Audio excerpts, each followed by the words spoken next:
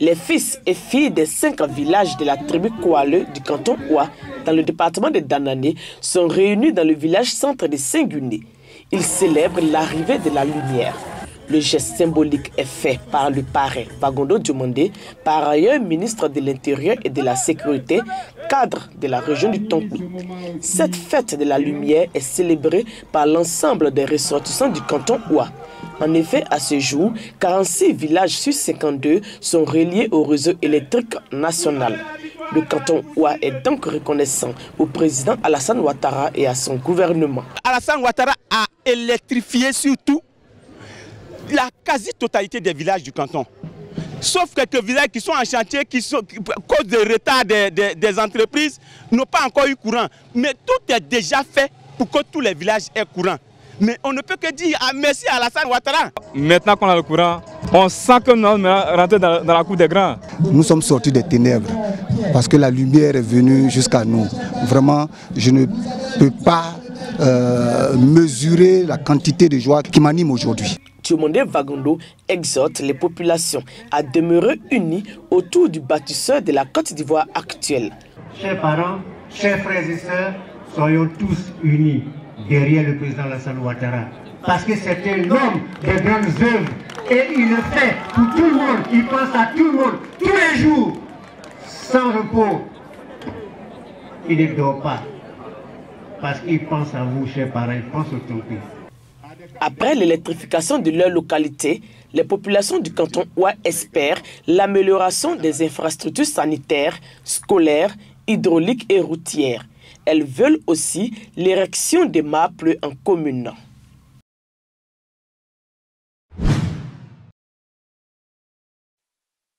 Des délégués venus de toute la Côte d'Ivoire. Ils sont issus du ministère des Eaux et Forêts, de celui de l'environnement et du développement durable, ainsi que des autres secteurs de l'administration où ils exercent. Pour eux, l'heure d'un départ nouveau a sonné. La prise en compte de valeurs nouvelles et nobles pour faire preuve de beaucoup plus de professionnalisme. En congrès à Yamoussoukro, ils viennent de se doter d'un instrument qui incarne cette nouvelle vision. Le syndicat national pour la justice et l'éthique des eaux et forêts, SYNAJUSTEF. Le docteur capitaine Koulibaly Ogban, du cantonnement des eaux et forêts de Wangolo-Dougou, en est le tout premier secrétaire général. Il a été élu par acclamation. Il est question de justice et d'éthique. La justice ramène au droit chemin et l'éthique à la bonne moralité dans la gouvernance et la gestion des biens communs. Les eaux et forêts en ont besoin pour la conservation de la nature et la préservation d'un climat viable pour les générations présentes et futures. Élu pour un mandat de 3 ans, le docteur capitaine Koulibaly Ogban et ses camarades entendent tout mettre en œuvre pour matérialiser cette volonté de repartir de plus belle. Justice et éthique pour le changement.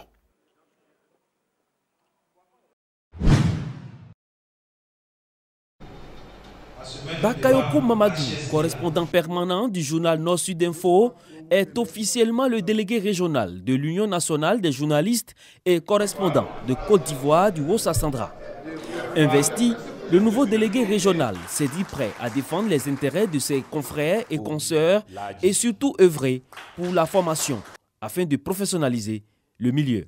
Nous plaçons notre mandature sur la nouvelle ère qui ne va pas en contradiction avec les réalités du pays pour jouer notre rôle d'accompagnateur et d'agent de développement. Un journaliste qui est en même temps délégué, c'est celui-là même qui échange, qui discute, qui s'imprègne de la réalité de ses confrères et de ses consoeurs. Ce sont ces conseils que nous lui avons donnés. L'installation s'est faite en présence des autorités administratives de la région, dont le représentant du gouverneur du district autonome, Bado Daré. Il a invité ses acteurs de la presse à rester professionnels dans l'exercice de leur métier. Porter l'information qui permet de prendre des décisions, l'information qui permet de faire de la planification, l'information qui permet de captiver toutes les énergies afin de travailler au développement et à la mobilisation de tous les fils et les filles de la région. C'est essentiellement le message que nous sommes venus porter au nom du ministre-gouverneur qui, pour l'occasion, a apporté sa modeste contribution. Cette rencontre a été suivie d'un conclave des membres afin de réfléchir sur la politique d'orientation de cette corporation de la presse.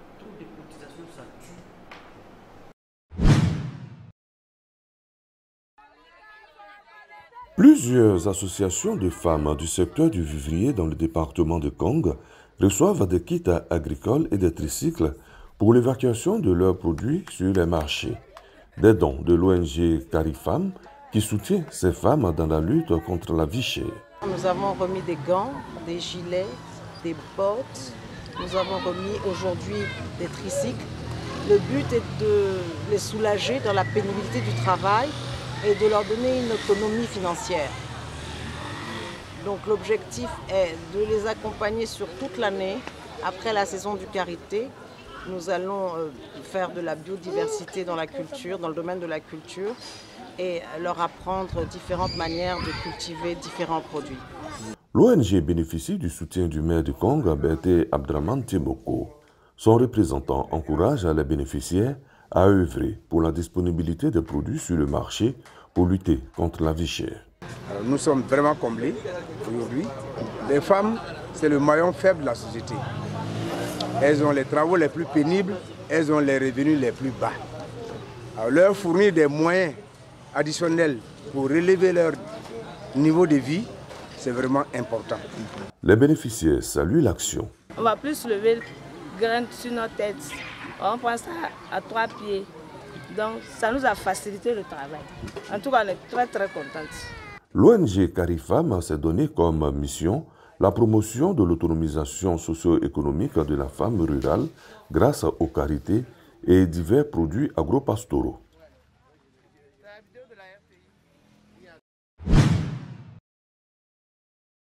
Rarement les filles, fils et cadres du pays yaoulais auront montré leur élan de solidarité et de fraternité, qu'ils soient du Yaoulé Nord ou du Yaoulé Sud. Lors d'une rencontre festive à Boisflé, ils se sont accordés sur l'intérêt à fédérer leur énergie pour la défense et l'illustration du Yaoulé, le Yaoulé Nord et le Yaoulé Sud ensemble.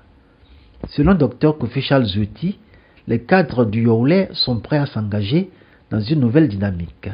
Le temps est venu, selon ce docteur en pharmacie, fils de Bébessou, de s'accorder sur l'essentiel, dans l'unité et la concorde, avec un enjeu majeur, aider au développement du pays yaoulais qui peine à sortir de sa léthargie. Que ce soit Yaoulé Nord, que ce soit Yaoulé Sud, tout le monde est là. J'espère qu'on va comprendre comme ça et on va se mettre ensemble pour travailler la main dans la main. Le Yaoulé fait 32 villages. Avec cette cohésion, ça va faire que le Yaoulé va plus se développer et on va être connu. Le pays yaoulais est subdivisé en 2 entités. Le Yaoulé Nord, composé des villages que traverse la route bitumée Yamoussoukro-Boisflé, et le Yaoulé Sud, les villages du côté de la montagne comme Angovia, où sont installées les entreprises minières. Des villages réputés d'accès difficile, à l'exemple de Bouguessou, qui abrite la seule sous-vertu que comptent les 2 Yaoulés réunis. Un retard qui suscite une prise de conscience et à cause duquel les cadres du Yaoulé décident d'agir. C'est de cet homme octogénaire, Lazare Kofi Kwaku, chef central des Yaoulés de Boisflé, homme avenant et rassembleur, qu'est née la nouvelle dynamique des filles, fils et cadres de Yaoulé. Dynamique observable dans leur engagement à conduire le pays yaoulais sur la voie du développement et du progrès. Aujourd'hui, le Yaoulé, même qui est détenteur de la terre de Boisflé, est en train d'être méconnu. Et c'est lui qui se bat au quotidien pour ça. Et en le faisant, nous, jeunes cadres, nous, ses enfants, je crois qu'il fait ce combat pour nous tous. Et il est important pour nous de l'honorer.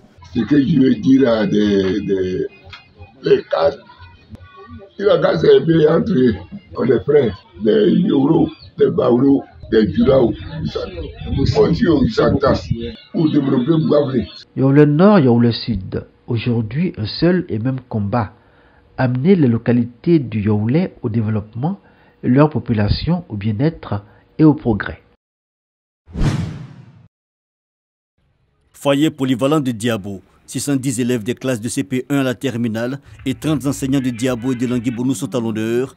Ils sont célébrés pour leur performance au travail Une distinction des meilleurs pour créer une saine émulation au sein de ces entités qui composent l'école dans la circonscription de Diabo-Langui-Modou. Une initiative de l'Union des élèves et étudiants du canton Glo, UEGLO, qui est à sa 3e édition. Ce que veut UEGLO, c'est de prôner l'excellence en milieu scolaire et encourager nos petits frères à travailler et à devenir les meilleurs comme notre parrain Assaouré Konon Jacques. L'édition 2022 démontre une nette amélioration pour ce qui concerne les résultats scolaires dans la sous-préfecture. Un diplôme d'honneur et un kit scolaire remis à chacun des élèves honorés. Quant aux enseignants, en plus du tableau d'honneur, un kit pédagogique est remis. L'excellence est une chose qui se recherche. Elle se recherche et s'obtient. Alors je demande seulement aux enfants de se mettre au travail, d'étudier et que vraiment Dieu leur donnera l'excellence que nous prenons tant. La formation des enfants, c'est à l'école, c'est vrai, mais à la maison, il faut qu'ils suivent les enfants. Si vous laissez l'enfant aller jouer aux billes, aller jouer au ballon, qui n'ouvre pas son cahier, son livre, il ne va pas avoir un bon résultat. Donc les enseignants font leur effort à l'école, mais à eux les parents de les suivre.